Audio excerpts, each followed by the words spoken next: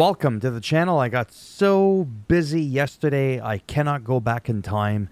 I was 9 for 9, and on the 10th of January, I forgot to record a video. I legitimately forgot. I was going to.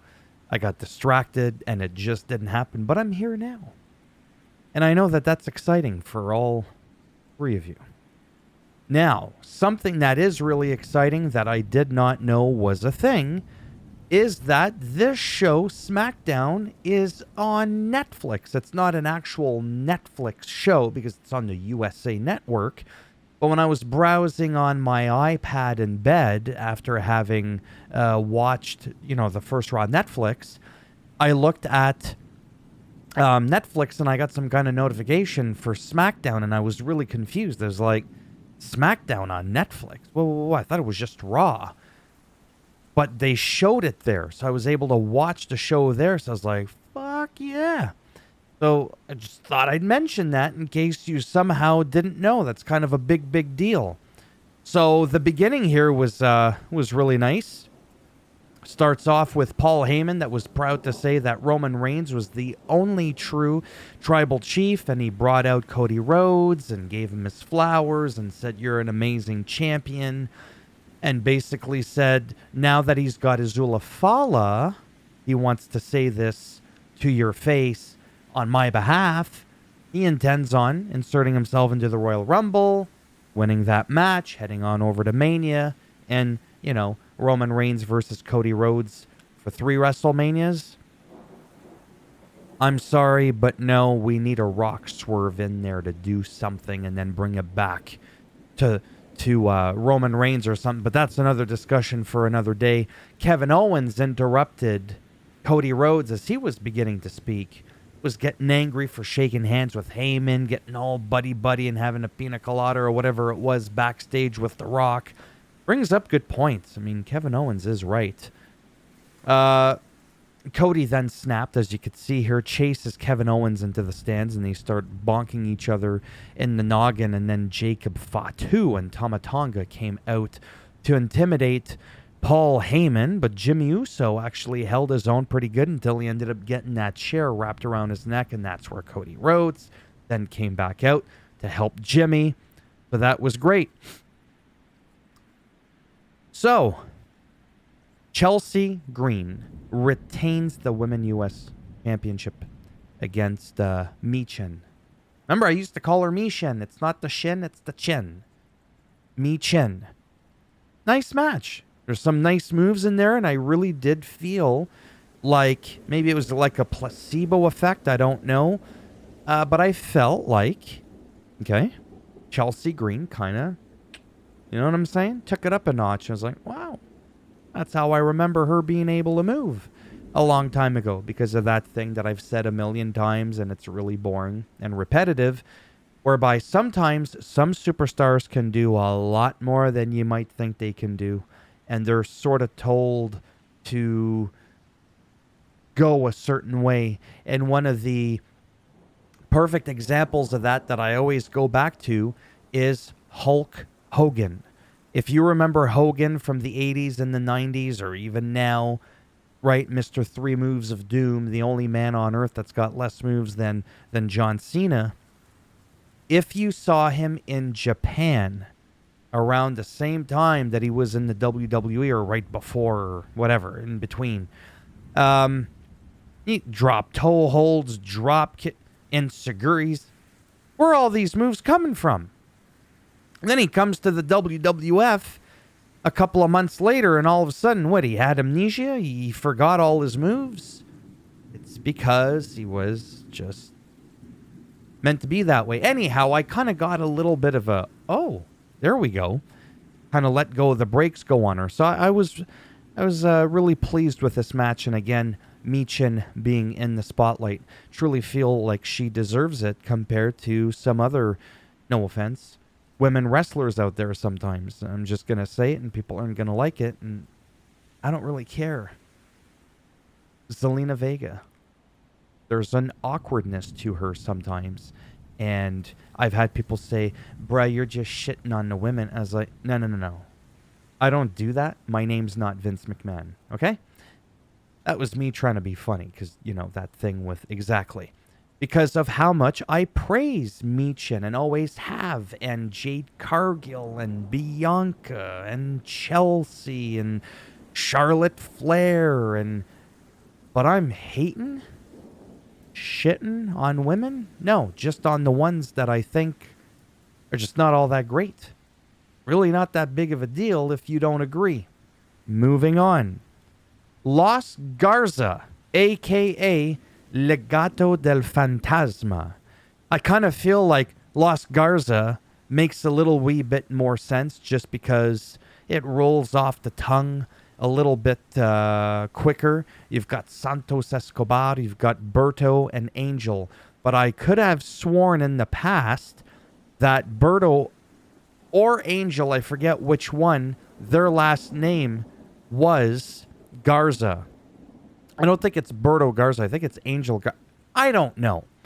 Either which way, they defeated Pretty Deadly. But what I wanted to talk about, which is a thing that I've talked about before in the past, they shook hands with fans, the two of them. That's huge. I don't know why make such a big deal out of that, but I was like, all right, yeah. And then the crowd is cheering, but make no mistake about it, with the Santos Escobar. They're naughty. They're not face.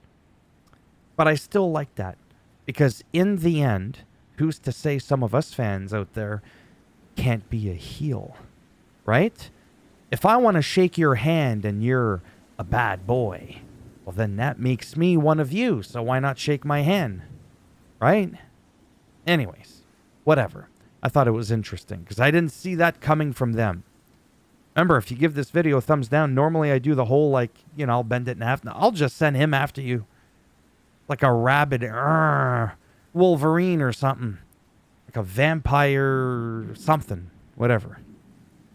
So speaking of that, via disqualification, so the match didn't get thrown out. It's LA Knight did, in fact, beat Shinsuke, but via disqualification, so he didn't get his title back.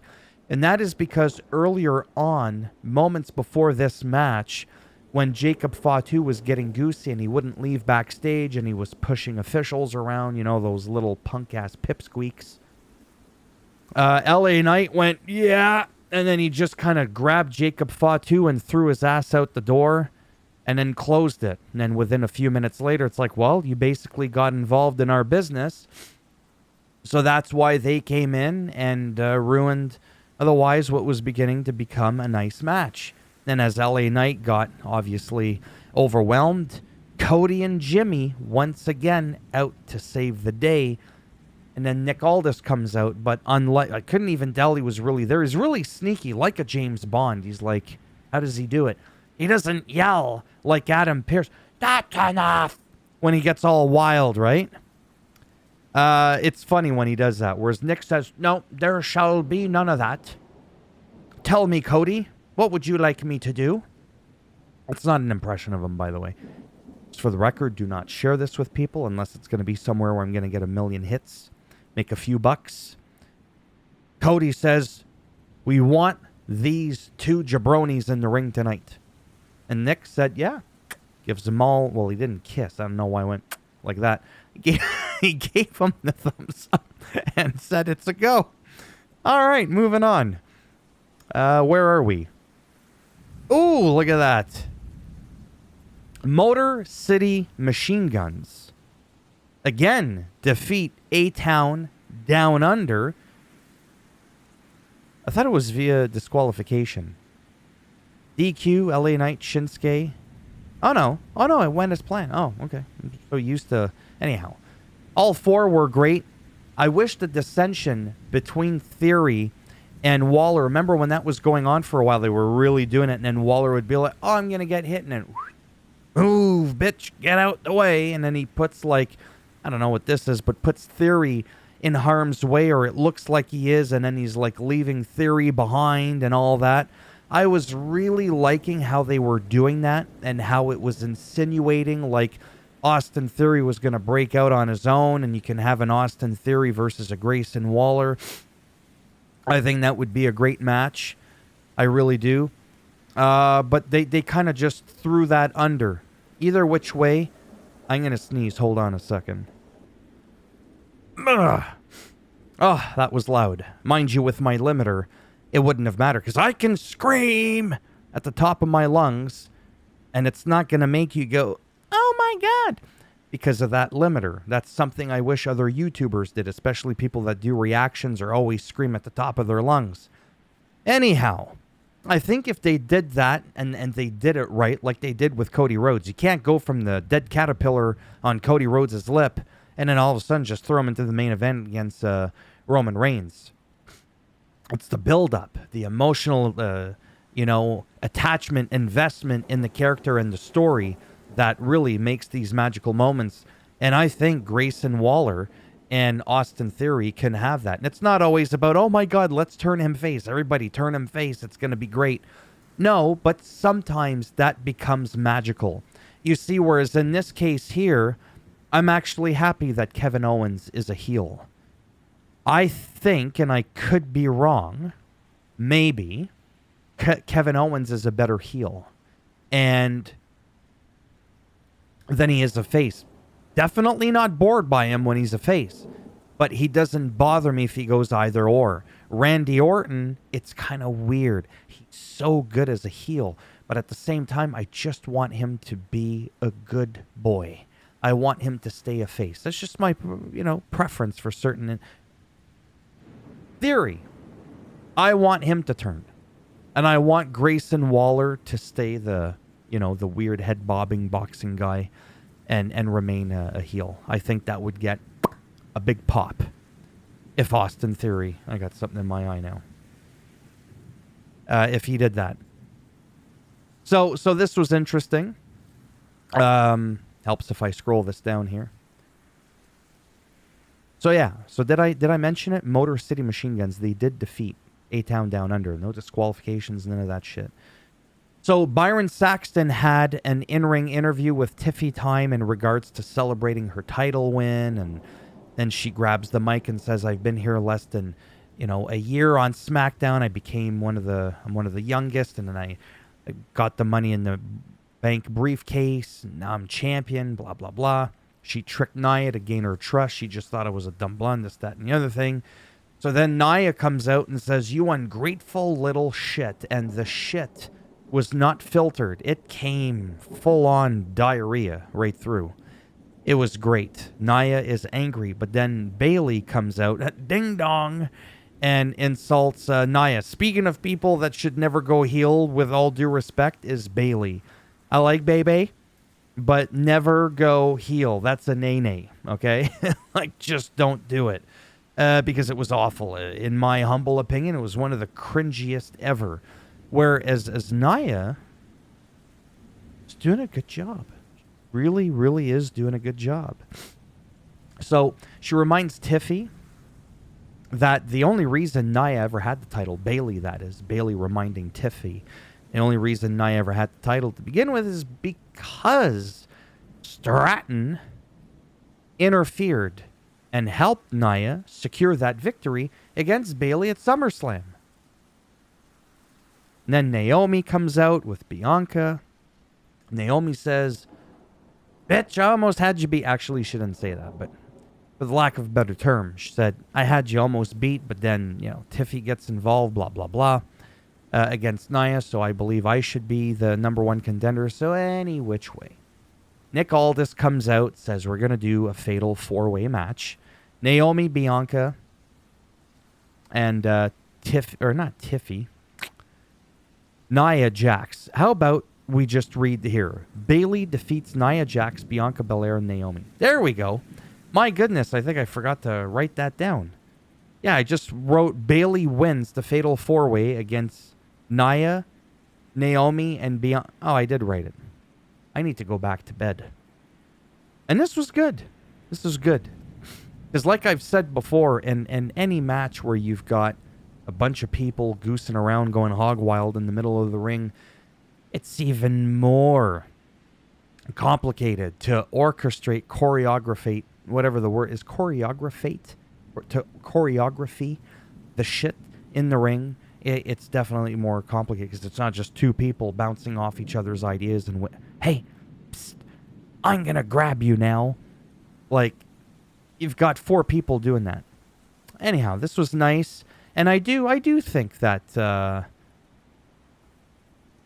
Bailey deserves it. But at the same time, if I'm being biased, I really, really like... Well, I like Diffie. She's a good champion. I mean, she just got the title, but I think Naomi would be great, honestly.